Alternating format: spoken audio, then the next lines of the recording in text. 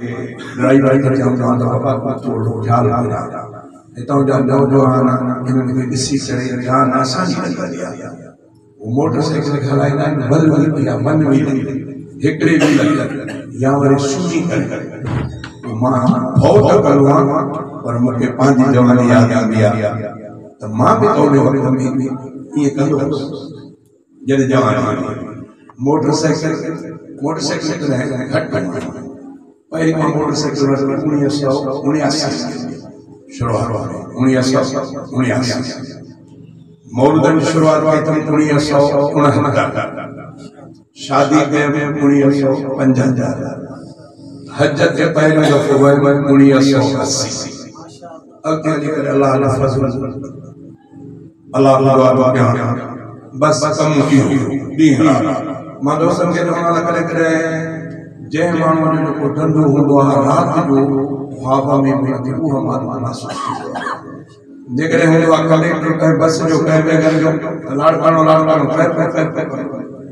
पर मतिलबु अल्लाह जी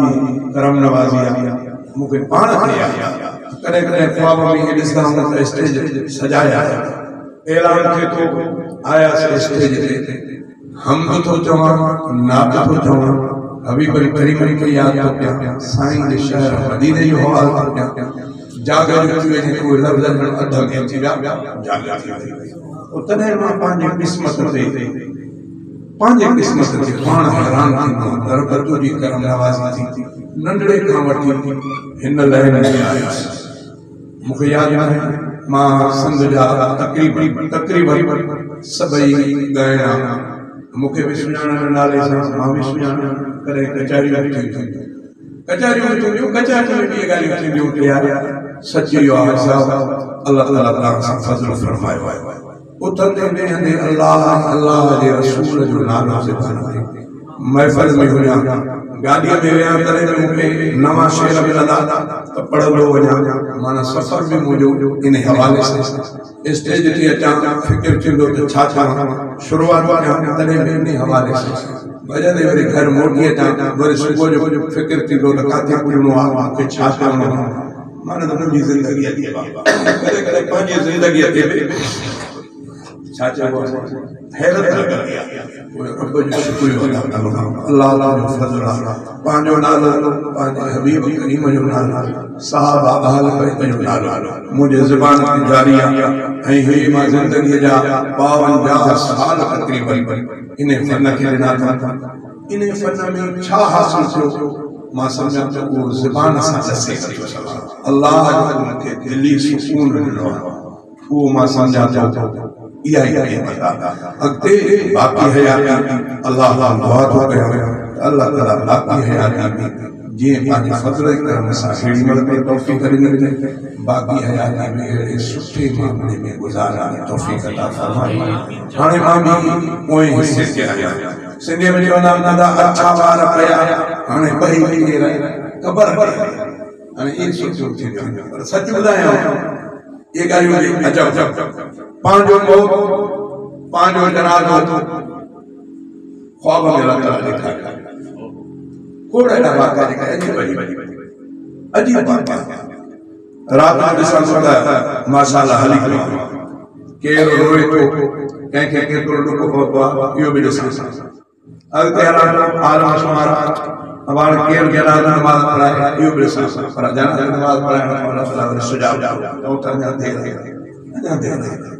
ये भी थोड़ा ॿिया बि हिकिड़ा ग़ैबी मामला अल्लाह दुआ दुआ करे अल्लाह ताला जी ये सुहिणा मामला निंड में ॾेखारिया जाग में ॾेखारिया शल बाक़ी हयाती में इन्हनि ते क़ाइम ऐं दाइम रहण जी तौफ़ीक़ अता फरमाए अल्लाह जे रसूल फरमायो त जंहिंजो आख़िरी कल्म ला इलाहा इल्लल्लाह सभई चओ ला इलाहा इल्लल्लाह मुहम्मदुर रसूलुल्लाह अॻ में ऐं आख़िरी अॻ में ॿुधो नबी से फरमायो त जंहिं चवंदड़ चयो ॿोलण मुस्तफ़ा जी ज़ुबान मुबारक जा मन क़ाल ला इलाहा इल्लल्लाह दख़ल जन्नत जंहिं चवंदड़ चयो ला इलाहा इल्लल्लाह मुहम्मदुर रसूलुल्लाह दख़ल जन्नत इहो जन्नत में साबी छा मिलिया सारी रियासत या रसूल अल्लाह ला इलाहा इल्लल्लाह मुहम्मदुर रसूलुल्लाह चई को गुनाह जा के को जन्नत में वेंदो महफल साईं ने जो मन क़ाल ला इलाहा इल्लल्लाह दखल अल जन्नत हिकड़े और तहमीदना इन सरफ या रसूल अल्लाह थोड़े गुनाह के से को बे ला इलाहा इल्लल्लाह में जन्नत में वेंदो इमाम अंबिया फरमाया थोड़े गुनाह के को जन्नत में वेंदो गुनाह साहब सवाल पहला साईं नाला के ये गुनाह करे को भी कलमे करे जन्नत में वेंदो साईं ने जो बेरो फरमाया को भी जन्नत में वेंदो उन्हें क्लियर अर्ज तो सही है गुनाह को भी जन्नत में वेंदो इमाम अंबिया टे दफे सा थोड़ो रंजीदा ठीक करे फरमायो रगम अला अबी जर अबू जर जे कते गिटी लगी वो भी अल्लाह जन्नत में मुकम्मल मुस्तल करे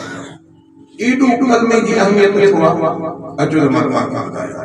कलमे की अहमियत क्या है जो इमाम अंबिया बाज़ात खुद पान साईं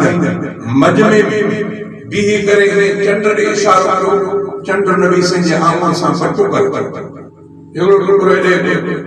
नबी सल्लल्लाहु अलैहि वसल्लम वण के इशारो करे जे मानो के सर सब ये इशारा जे मानो के सर सब ये रिवायत में जो वो वण जमीन के चीरे के नबी से जा थोड़ो तवज्जो नबी से जे ये वण जमीन के चीरे जे हारी अंग में दादा हर ये ओढ़ ये जमीन के चीरे अते नबी से जा वण एक इशारे नबी सल्लल्लाहु अलैहि वसल्लम वो असर है वो मानो वो नबी से जान नबी सल्लल्लाहु अलैहि वसल्लम को कुछ दामनी तो मुझे साईं मालिक के थोड़ी नसीहत करे अल्लाह ताला की जान मेरा रहमत बढ़ाए रहमत जो सबब पखन परंदन जला इंसान जिन्नन जला ये जमीन वाला हर शय जला अल्लाह ताला का रहमत बढ़ाए साईं मेरे मालिक के थोड़ी नसीहत करे कम घणो वठो दो मुके पेट भरे करे खाराई उठ नबी से जान बराबर ये शेख साईं जे आडो थो ऐ मानव जी मौजूदगी में ओ भी किन के कलमो नसीब थियो किन के जिन के कछो छोड़ रब न घुरियो अरे नसीब न थियो रब घुरियो बिलाल के वो हबशा आयो मुस्तफा जी खिदमत में इमाम अंबिया मेराज वाली रात जन्नत जो सैर का कर जुत्ती जे किसकाट जो आवाज आयो जिब्रील ये जुत्ती जो किसकाट लगे जिब्रील आया तो मुझे साईं हे अल्लाह ताला के तुझे कार बिलाल जो मर्तबो दिखायो तुझे बिलाल जो मर्तबो अल्लाह ताला के दिखायो है बिलाल की जुत्ती जो किसकाट अल्लाह ताला के जन्नत में गुजरायो तो तुझो बिलाल मामूली नहीं जे जो ते कलमा पढ़ियो जात पाक ते नहीं कौम ते नहीं शहर ते नहीं हुयो हबशा शक्ल जो साबिर पर महबूबत को ते कलमा पढ़ी अल्लाह ताला जो मकाम में जो मोहम्मद करीम के जुत्ती जो किसकाट ताला जन्नत में गुजरायो पूरे नबी से जैसा अबू लहब कुरान का की सूरत में जे खिलाफ नाज़िल थी ए लहब जे बाह के यार इन में करे काठी विझी काठी एड़ी सुकल हुआ जो बाह करे सुकट करे आवाज करे सुकट करे आवाज वाली ऐं भी बाहर करे दिया हसीन नमूनो पाए लहब में हुआ इन ये भक्ति हुआ एडो सोनो पर महबूबन करीम ने खिदमत में ना साईं जे गाल अमल न के अल्लाह ताला ने भी आए जहन्नम बनाए छड़ी भला हे तो उन अखर ता चंड तीर दे ॾिठो वो के गानाई दे ॾिठो वो भी सभिनी कलमो न पढ़ियो 1400 साल खां पोइ अल्लाह ताला ताणी असां खे मुसलमान जे घर में पैदा कयो जीअं आया से नंढड़ो ॿार खणी करे उस्ताद अहमद साहब हिन खे अज़ान चयो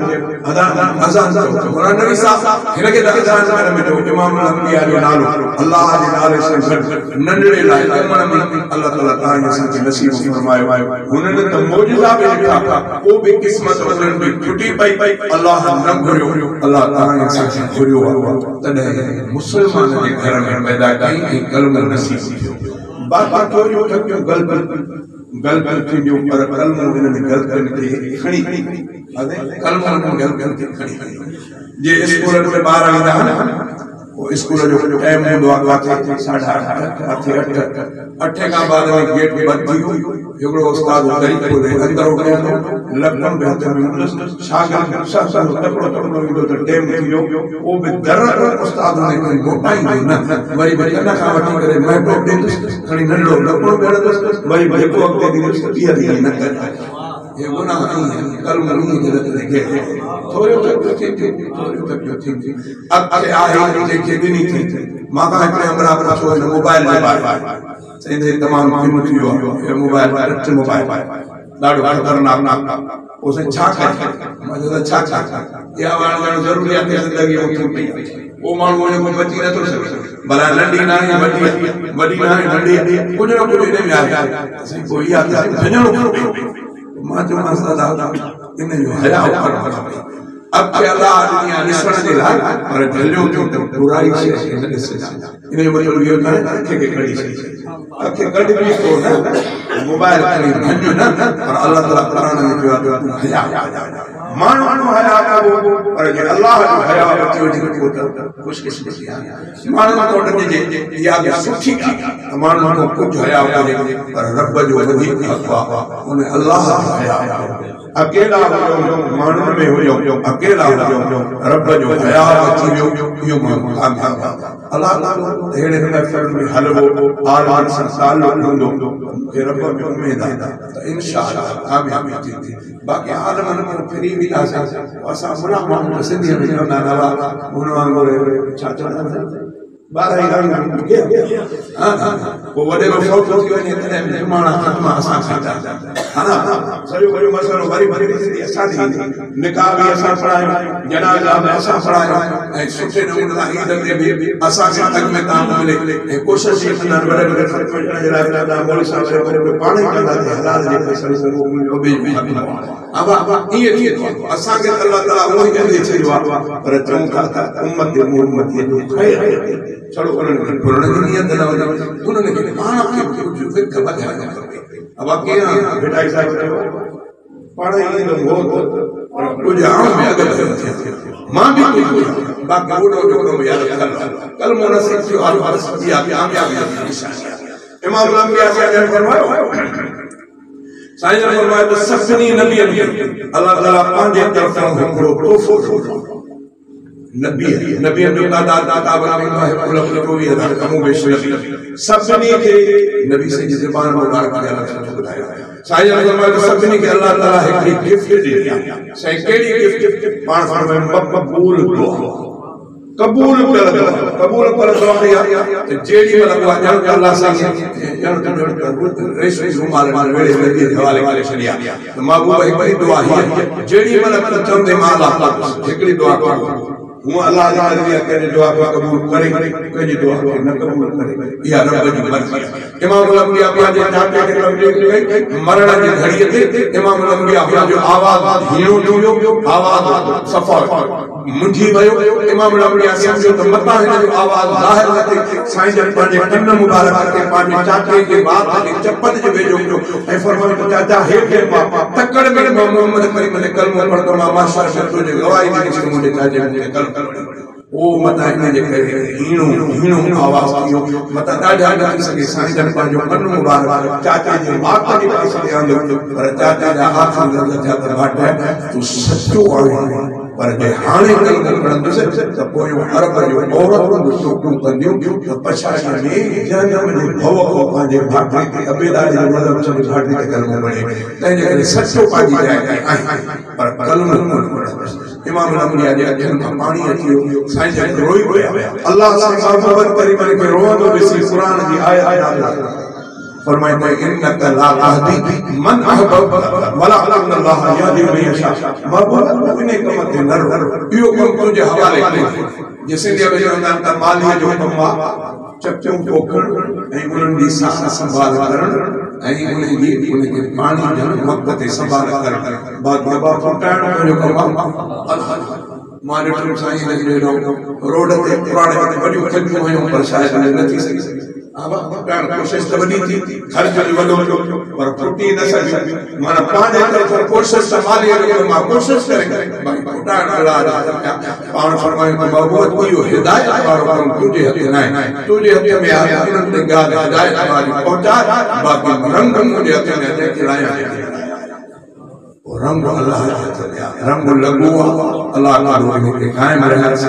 मजबूत जी वियो अल्लाह दुआ तो के अल्लाह ताला सभनी जो अचण वेहण ॿुधण ॿुधाइण पंहिंजे रज़ा जे ख़ातिर पंहिंजे बारगाह में मंजूर के कबूल करण फरमाए साईं फरमाए तो सभनी के दुआ मिलल मक़बूल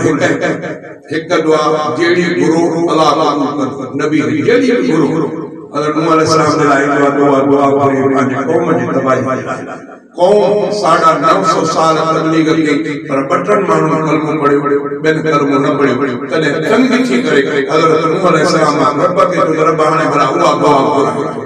हुआ दुआ केड़ी नूह अलैहिस्सलाम का रब ला तज़र अला अर्ज़ मिन अल काफिरीन दय्यारा इन्नका इन तज़रहुम युदिल्लु इबादक वला यलिदु इल्ला फाजिरन कफ़ारा रब मां सा डाडो पथा मारी कया 950 साल है के तबलीग के पर कलमो ना दो न पढ़ियो मुके सचो न समझो तुजी वहदानी न मनो रब बसान तुजे आडो दुआ को बुराई कने सभनी के तबाह कर इनन जो को नंढो भी न जब को बेन जो थियो सब कोई हरामी थिला सभनी के तबाह कर अल्लाह ताला बीड़ी ठाका जके तुजा अखिन के बीड़ी में जाड़ ने सभनी के तबाह कर अल्लाह ताला सभनी के तबाह करे नबी से फरमाए तो सभनी नबी दुआ दुनिया में घुरी पाण फरमाए तो मां दुआ घुरिया सही छोड़ो पाण फरमाए तो मां आखिरत जे लाइ रखिया आखिरत में सही छो पाण फरमाए तो मुजा गुनाहगार उम्मती हुंदा जन मां मोहम्मद करीम के ॾिठो अबू जहल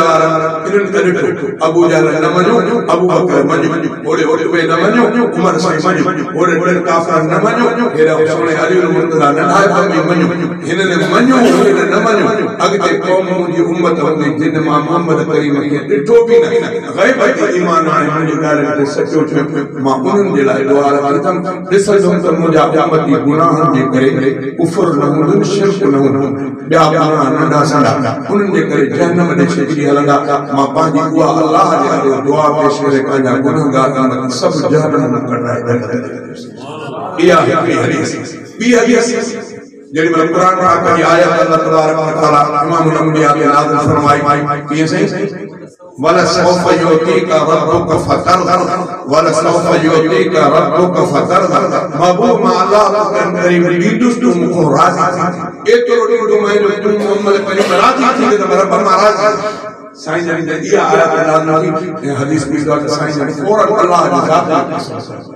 साईं जन फरमाया कि रब जे ज़ात जो कसम आहे मां मोहम्मद करीम के सचो नबी करे मोकिलियो मां जेसि अल्लाह सां राजी न थींदुसि जेसि सब गुनाहगार राजी न थींदा अल्लाह जो मां ॾींदो मैं तो राजी थी नहीं नबी से कसम खरीदा कर जेसि राजी न थींदुसि जेसि गुनाहगार सब छॾाए गुनाह केड़ो कुफर शिरक न हो ॿिया कुफर शिरक इनिया जे फरमाई त कुफर बस ॻाल्हि ख़तम ऐं शिरक फरमाई त इहा ॻाल्हि ख़तम इन अल्लाह ला यग़फिरु अन युशरक बिही शिरक जो मिसाल नंढड़ो मिसाल इहा जे गैरतमंद मर्द पांजे घर वारी के गैरत बर्दाश्त न कंदो अल्लाह ताला पांजी सिफत में पांजे ज़ात में गैरत पसंद न कंदो जहे खुदा सां बेके मिलाइण जी कोशिश कई इहो इने माण्हू शिरक कयो जंहिंजा फरमाई त इन अल्लाह ला यग़फिरु अन युशरक बिही व यग़फिरु मा दून ज़ालिक लिमन यशा गोने शिरक का सवा ॿिया गुनाह त मां माफ़ कंदो मां शिरक माफ़ जे गैरत वारो मर्द कंहिंजे जो चोरी करे वञे ॿ टे माण्हू वठी आयो वठी आयो गलती थी वई बकरी कायो गलती थी वई तो जो गाह गलती थी वई तो ये चोरी कर पूछा दादा हां वठी आयो तोके माफ थी हूं तो भरे दे पर भराए न तो माफ थी पर जदे घर वारी जो मसले जो तो को माण्हू सां सिफारिश कढो न विनो तो कीअं वञी उन घर वारी लाइ सिफारिश आहे वो गैरत वारो सां गॾु बि न मिलो अल्लाह जे रसूल फरमायो गैरतमंद मर्द के ज़ात में इतनी गैरत न जितनी अल्लाह के शरीक बनाए में गैरत शिरक न हो कुफर न हो ॿिया गुनाह उम्मीद आहे त कल्ब जे करे अल्लाह ताला छॾे करे न ॾे मोकिले हूअं बि हदीस में आहे त जंहिं गुनाह खां तौबा कई गुनाह छा चइबो आहे गुनाह खे सम्झबो त गुनाह मां तौबा करे गुनाह में चइबो आहे जो गुनाह करण खां पोइ माण्हू जे दिलि ते चोर असर ते यार गुनाह न कयो आहे जॾहिं इन्हीअ असर इहा नदामत बि आहे इहा जोड़ जोड़ तो बि आहे रब खे रब मां इनखे गुनाह सम्झो त ॿीहर मूंखे माफ़ कर अलाह जे रसूल फरमाए अलाह फ़ासिले खे चवंदो त छा थो थिए माण्हू छा थो थिए फ़र्ज़ रब हीअं थो थिए त मूंखां गुनाह थियो आहे मूंखे माफ़ कर अलाह से फरमाए तॾहिं सम्झो आहे त गुनाह रब तॾहिं त चए थो त गुनाह थियो आहे सम्झो थी त गुनाह जो सज़ा जो हक़दार आहे गुनाह करण खां रब तॾहिं त माफ़ी थो वठे सम्झो थी त मूंखां सवाइ को माफ़ न कंदो के रब तॾहिं त तोखे थो चए पाण फरमाईंदो चए गुनाह खे गुनाह सम्झो गुनाह थी वियुसि पोइ वरी मूंखां सवाइ कंहिंखे माफ़ करण वारो न सम्झे मूंखे चए तव्हां शायदि मां अलाह माफ़ एॾो सवलो अलाह अलाह ताला हबीब करीम जे नक्शे कदम ते हलण जी तौफ़ीक़ अता फरमाए अल्लाह ताला पंहिंजो हया नसीब फरमाए बहरहाल कुझु ॾींहंनि खां वठी मुंहिंजी तबियत बि सही न पर हज़रत सजन जो हुकुम फरमायो मां ॾाढी ख़ुशी थी ॾाढी ख़ुशी थी असांजे बिरादर मोहतरम भाउ मोहब्बत कोड़ो साहब उन खां अॻु में असांजो बिरादर मोहतरम साईं सालानी आज़म पंहिंजे साल आबिद रहमान साहब अल्हम्दुलिल्लाह ॾाढो इल्मु बि असांजे मोहब्बत साहब साईं नियाज़ साहब या असांजा सियाल बिरादर मोहम्मद खान साहब या साईं वसीम साहब या साईं रजा साहब इन्हनि खे अल्लाह ताला तौफ़ीक़ ॾिनी मिले प्रोग्राम में शरीक अल्लाह ताला हक़ीक़त इहा हे प्रोग्राम कंहिं नसीब वारे खे नसीब थींदा ॾाढी ख़ुशी थी राति गुज़री फिरींदियूं आहिनि कॾहिं क्लब वग में कॾहिं कचहरी में कॾहिं दोस्तनि सां बि गॾु गुज़री फिरींदियूं आहिनि पर यार ॾाढी अल्लाह ताला सभिनी जो अचणु ऐं उस्ताद मोहतरम साईं अहमद खान साईं मौलाना नबी साहब या उन्हनि जी जेके साथी आहिनि नौजवान छोकिरा अल्लाह ताला उन्हनि जी महिनत खे बि पंहिंजे बारगाह में मंज़ूर फरमाए हिकिड़ो दफ़ो मुस्तफ़ा ते सभई सलात पढ़ो सभई अल्लाहुम्मा सल्लि व सल्लिम अला नबिय्यिना मुहम्मद व अला आलिहि व असहाबिहि व अहलि बैतिहि व अज़वाजिहि अजमईन बिरहमतिका या अरहमर राहिमीन सजा शागिर्द जा ॿुधंदा अॼु मां इख़्तिसार में वठां थो हिकु ॿिनि मिसरनि सां इत्तिफ़ाक़ शुरूआत अल्लाह जे नाले सां पूरा मौलाना गुलाम हुसैन कुरान शरीफ जे मिठा मालिक तू ऐं खालिक तू मिठा मालिक तू ऐं खालिक तू मअबूद बि तू अल्लाह बि तू मिठा मालिक तू ऐं खालिक बि तू मअबूद बि तू अल्लाह बि तू मोहताज पैगंबर पीर सभई ऐं बारी बेपरवाह जेके कई न घुरे जेके कई न घुरे सो की न मरे तोड़े बॉस नबी तलकीन करे रब जेके तू न तो घुरे तोड़े नबी तलकीन करे मुला मौली तलकीन करे पर नहीं जेके कई न घुरे सो की न मरे तोड़े बॉस नबी तलकीन करे भला कलम अबू जहल न भरे जेके पान करे गुमराह तू मिठा मालिक तू खालिक तू मअबूद भी तू अल्लाह भी तू मोहताज पैगंबर पीर सभई ऐं बारी बेपरवाह के रखे आप आतश हे बाहर पानी ये इकट्ठा में गडबा न और रब तो जेकरे जाए पे गडु कर तू का मिसाल छाजे के रखे आप आतश के चीज अंदर बीबी आसिया के फिरौन फिरौन पाण के रब पियो सराए संदर घरवारी अम्मा बीबी आसिया सां उहा मूसा अलैहिस्सलाम के कलमो पढ़ी मुसलमान ओडो रब सरायण वारो घर वो हुन वॾी वज़ीयत ईअं किताबनि जे अंदर ईंदो आहे त चई त मूसा जे घर में के छॾ हुन बीबी साहिब खे मां जन्नत पंहिंजे अखियुनि सां ॾिसी चुकी आहे मां अल्लाह जो क़ुर्ब हासिल करे चुकी आहियां मां तुंहिंजे इन तकलीफ़ जी परवाह न थी कयां ईअं किताबनि में ईंदो आहे त हिन हथनि में हुन पिलियूं लोहियूं हणाए करे ईअं हथ करे ज़मीन ते बंदि कयो ईअं पछाड़ीअ पोइ बीबी साहिब हुन ईमान ते मक़बूल पोइ जंगल में रस्ता बदिलाए हिकिड़े उठ खे हिकिड़े पासे हलाए ॿिए खे ॿिए पासे चीर की वही तने फिरौन की गाल का नाली मूसा अलैहिस्सलाम फिर मौलाना फरमाए के रखे आप आतश के चीज अंदर बीबी आसिया के फिरौन ने घर बीबी लूत मथा को वसाया पत्थर पूछे केर तुसा हाणी शाल ओड़ी लूत अलैहिस्सलाम जो नबी नूह अलैहिस्सलाम नबी पुट के बचाए न सको कुफर ते वियो लूत अलैहिस्सलाम जी घर वाली कुफर ते ये रब जो कुदरत भाई मिस्र में चाचे चेतन तो के कान न कहे इबादत है मदा के बरकत का फिर पड़ी जो ताज लवार वाला माफ की न न न उन्हें ईमान दे कबूल करे अल्लाह न करे अल्लाह चाहे संगत जवे थे तो सुर समझदा के तो के कान न कहे इबादत है खबर ना है तो कबूल प्रयास अल्लाह प्यार अल्लाह हुक्म की ताबेदारी कर इन्हें पे बावर करना नहीं अमल ते के नहीं करी फरमाया अल्लाह के रसूल तो को भी मानो अमलन जे करे जन्नत में नहीं को भी मानो हदीस के साईं फरमाया अमल जे करे को जन्नत में नहीं साथ में से बाकी किए में पण जैसा अल्लाह जो फजल की जो मौलाना चयो तो के कान न कहे इबादत जी न का सौम सलात सखावत जी वठे पुछड़ो राह हिदायत जी नस्ल भेद करे जे निगाह ओ रब जी तूने ते निगाह कर तो के कान न दीना है वो जे तो 100 साल गुज़रे ते वारिया तो हदा नवल के जिया पखी मारा कलील बुराया पखी मारा कलील बुराया कदे साथ तू बे पसा मौलाना गुलाम साईं के सूरत से मिठा मालिक तू है खालिक तू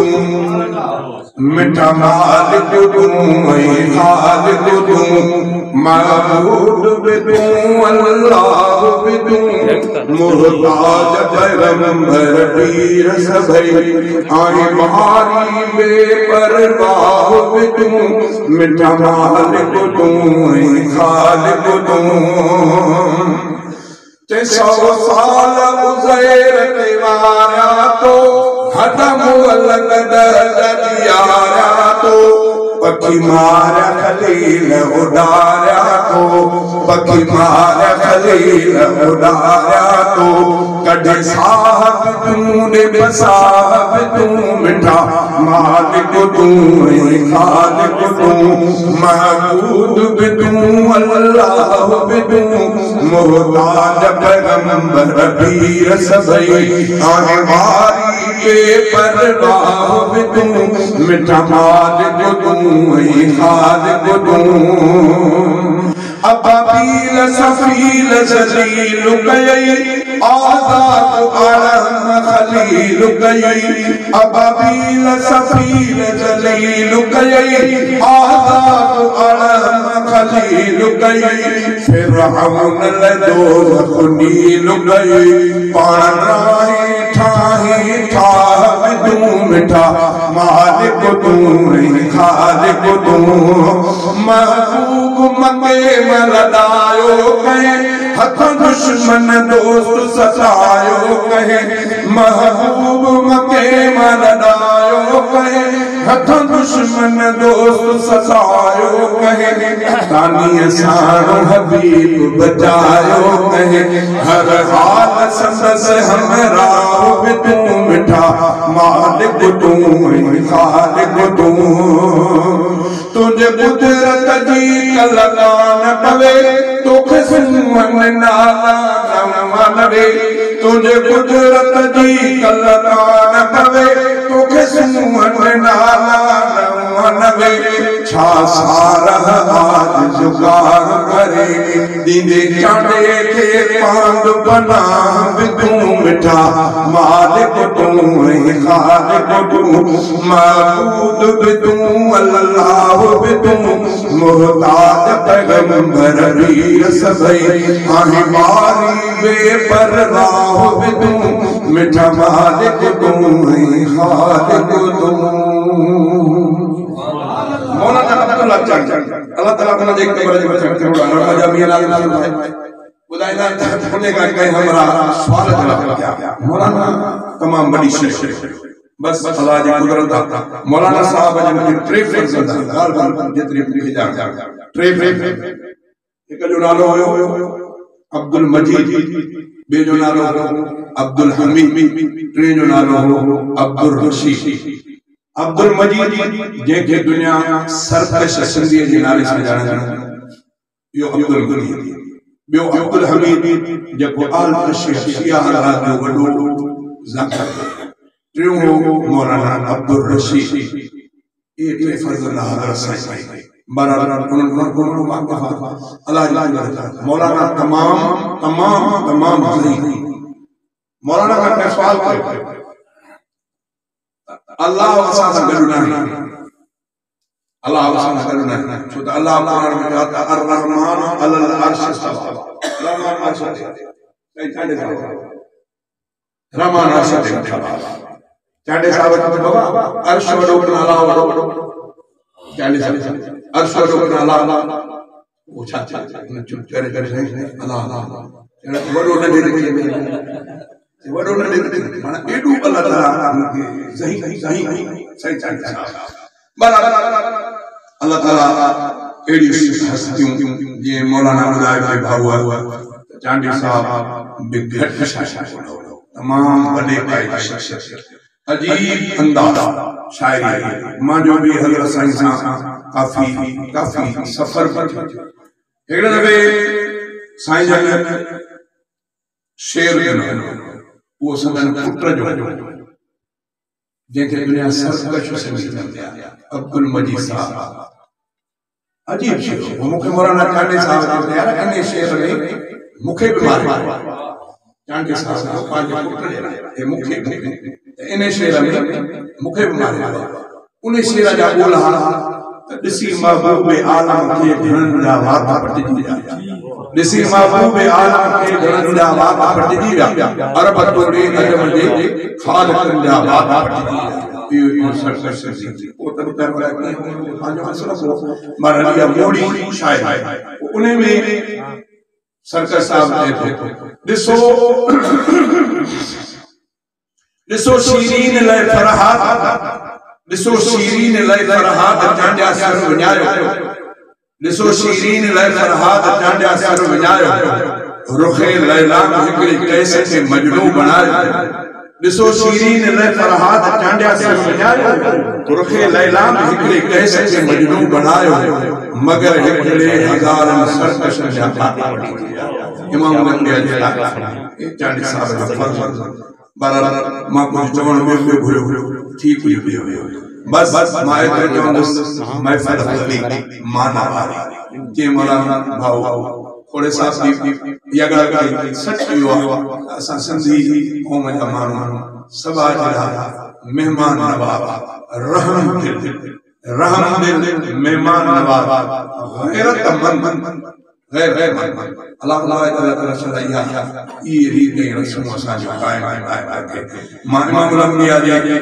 शान में मौलाना फारूक साहब जा बटे जुमला चंद इंशाअल्लाह वो सिंध में भी हाल हो जाएगा मौलाना कुरान शेर ते मोहम्मद मुरसल दे मटक दुनिया में योगी लोगेर मोहने मोहम्मद मुरसल दे मटक दुनिया में योगी लोगेर अर्श जंदा पेर जुनाहन अगड़ तेरी सा पुज लोगेर अगड़ तेरी सा पुज लोगेर मोहने मोहम्मद मुरसल दे मटक न आदम अलैहिस्सलाम खां वठी अजूरीअ ते तो अहिड़ो आयो न आहे न ईंदो आदम अलैहिस्सलाम खां वठी न अहिड़ो आहे न हुयो न क़यामत ते को ईंदो इहा हिकड़ी ज़ात इमाम रब्बी आहे हज़रत हसन साईं हबीब करीम के इजाज़त सां साईं जन जे मिंबर ते भी इमाम रब्बी जी तारीफ़ में पंहिंजे ॿोलीअ में अरबीअ में लफ़्ज़ तो बोले जे तो अहसन मिन कलम तरक़त आईनी व अजमल मिन कलम दिल निसाउ खुलिक़त मुबर्रअन मिन कुल्लि ऐब कअन्नक क़द खुलिक़त कमा तशा मुझा सोना महबूब करीम अल्लाह ताला हर ऐब ए नुक्स को पाक करे पैदा किया ताने खिलकत में को नुक्स को ऐब आहे सुभान अल्लाह वो नुक्स आहे अल्लाह ताला ये बनायो जड़ जी ताजे दिल घुरियो में अल्लाह ताला कोई चाहे सुभान अल्लाह है हज़रत हसन बिन साबित अल्लाह ताला ते मुझे मोहम्मद मुरसल मट दुनिया में थी दो केर अर्श जंहिंजा पेर चुनाइन अगड़े पीरी असां पुजंदो केर मुझे मोहम्मद मुरसल मट चेताई फवारन के दी जफा कई ओ बितदल बरत मिल दुआ कई दुश्मन ने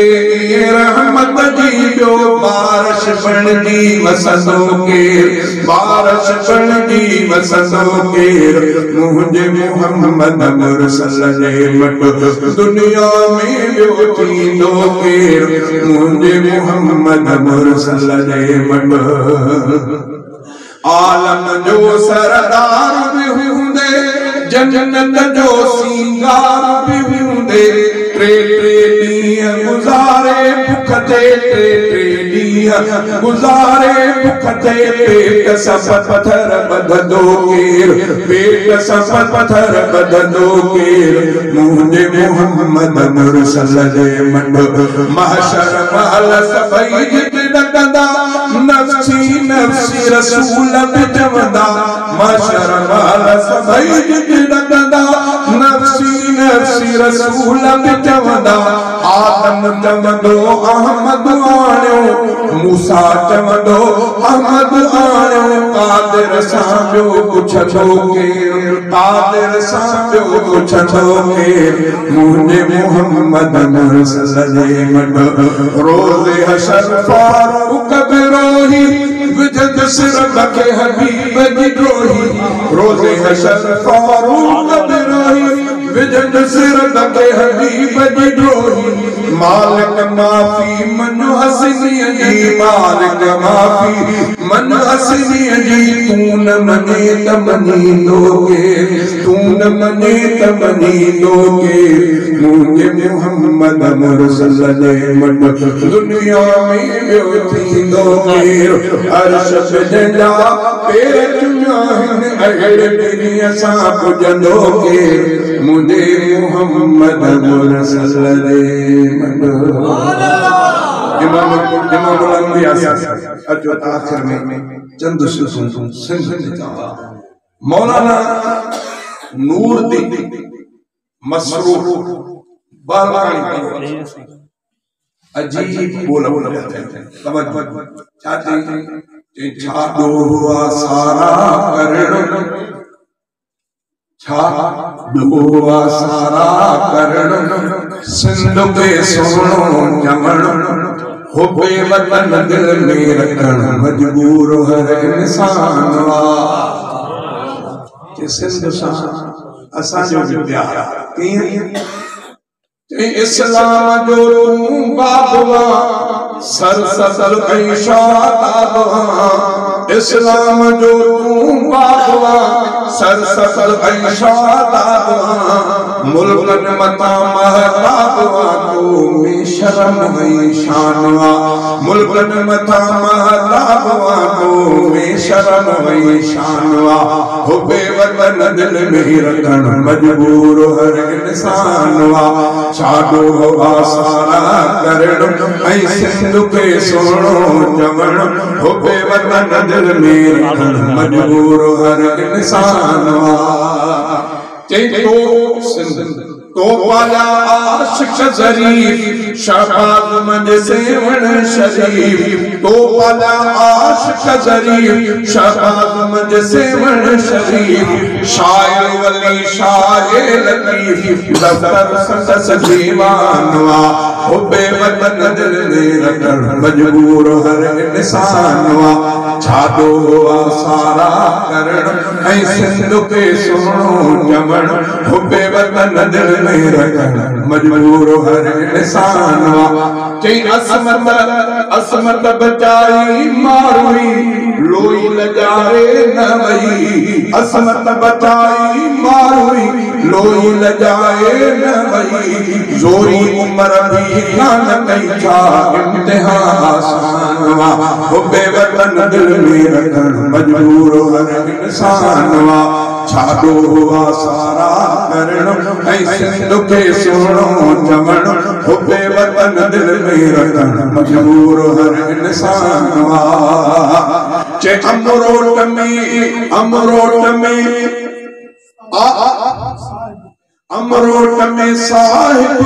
अमरोट में साहिब तरी अंग्रेज अमरोट में साहिब यकी अंग्रेज जो दुश्मन तरी अमरोट में साहिब यकी अंग्रेज जो दुश्मन तरी ताज महमूद ताज दी परवरद पाकिस्तान वा हुब्बे वतन दिल में रखन मजबूर हर इंसान वा छाड़ो हुआ सारा करण ऐ सिंध के सोनो जमण हुब्बे वतन दिल में रखन मजबूर हर इंसान वा के तुम्हें असांजो साथी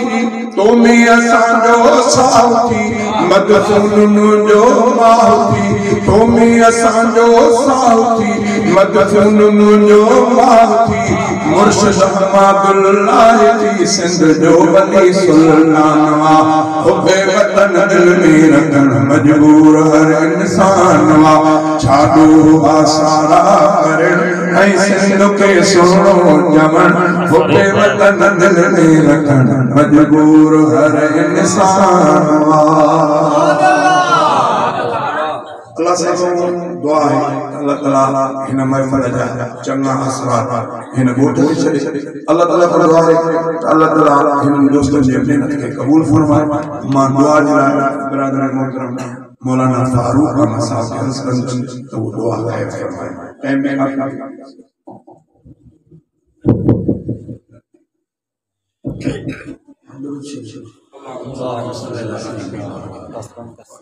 اللهم لك الحمد كما ينبغي لجلال وجهك لا اله الا الله محمد رسول الله اللهم انا نسالك بموجبات رحمتك وعزائم المغفرة والغنيمة من كل بر والسلامة من كل اثم اللهم لا تدع لنا ذنبا ولا هما الا غفرته ولا حاجة هي لك رضا الا قضيتها يا ارحم الراحمين اللهم اني اسالك العفو والعافية ربنا هب لنا من ازواجنا وذرياتنا قرة اعين واجعلنا اللهم ارزقنا شهادة في سبيلك اللهم انا نسالك اللهم ارحمنا بذنوبنا المعاصي اللهم استر ذنوبنا يا ستار اللهم استر ذنوبنا يا ستار ربنا لا تجعل في قلوبنا غلا للذين امنوا ربنا انك ربنا هب لنا من ازواجنا وذرياتنا اللهم اغفر لنا ولآبائنا ولآباء آبائنا ولأمهاتنا ولأولادنا ولأولاد أولادنا ولجميع المسلمين والمسلمات والمؤمنين والمؤمنات الأحياء منهم والأموات